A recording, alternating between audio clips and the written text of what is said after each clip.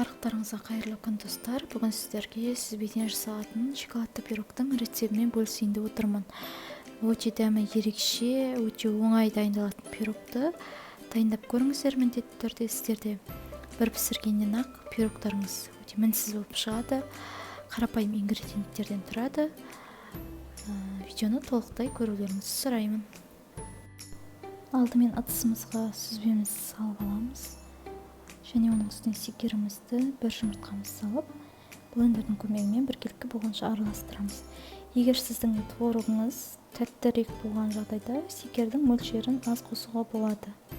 Блендер болмаған жағдайда миксердің көмегімен езіп алсаңыздар болады.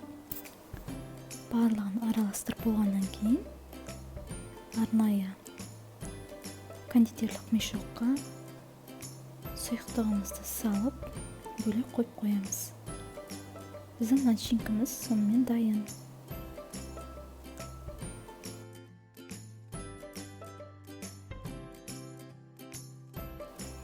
Енді пирогымызды дайындаймыз. Пирогқа үй температурасында тұрған 4 жұмыртқамызды ыдысымызға салып аламыз. Және оның үстіне секерімізді салып, миксердің көмегімен біркелкі болғанша араластырып аламыз.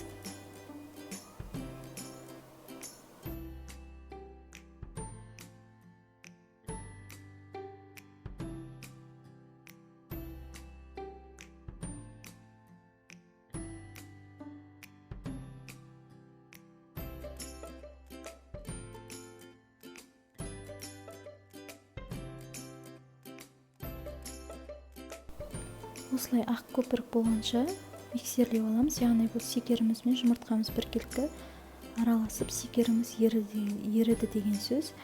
Осының үстіне сұйық майымызды және електен өткізілген какаомызды, қамыр қопсытқышымызды және ұнымызды салып, венчикпен немесе лопатканың көмегімен біркелкі болғанша астынан үстіне қарай араластырамыз.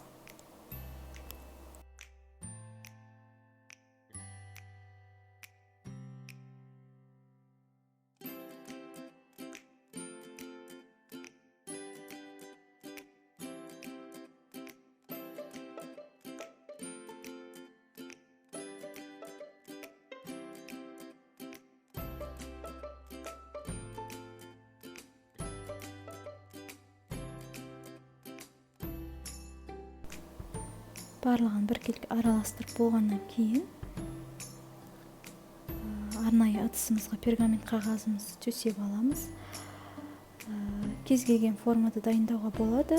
Мүмкін дөңгелек, болмаса төрт бұрышты осындай формада дайындасаңыздар болады.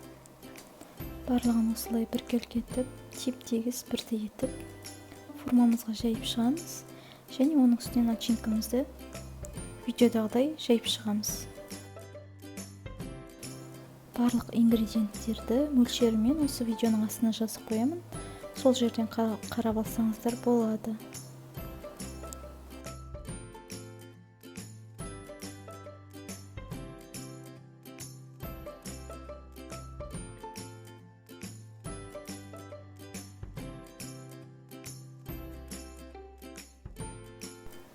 Дәл осылай пирогымызды 180 градуста 25-30 минутта пісіріп аламыз.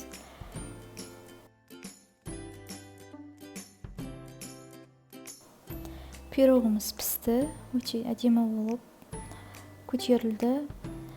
Негізі суығаннан кейін ғана кесу керек. Мен шыдамай ысы күйінде кескеннен кейін шамалы сүзбеміз аздап бұзылып кетті. Яғни кескен кезде сіздер міндетті түрде суытып барып кесіңіздер. Өздеріңіз қалауларыңыз бойынша сәндеулеріңізге болады. Үстіне қантын тағын немесе шоколадты ертіп құйсаңыздар да болады, өздеріңіз қалауларыңызбен.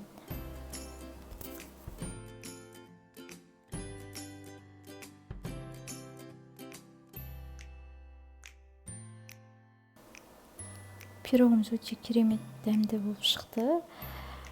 Міндетті түрде творог қосып пісіріп көріңіздер, пирогқа ерекше дәм береді. Міндетті түрде жасап көрулеріңізге кеңес беремін. Менің каналыма жазылып, лайк басып, комментарий қалдыруды ұмытпаңыздар. Барлықтарыңызға ас болсын.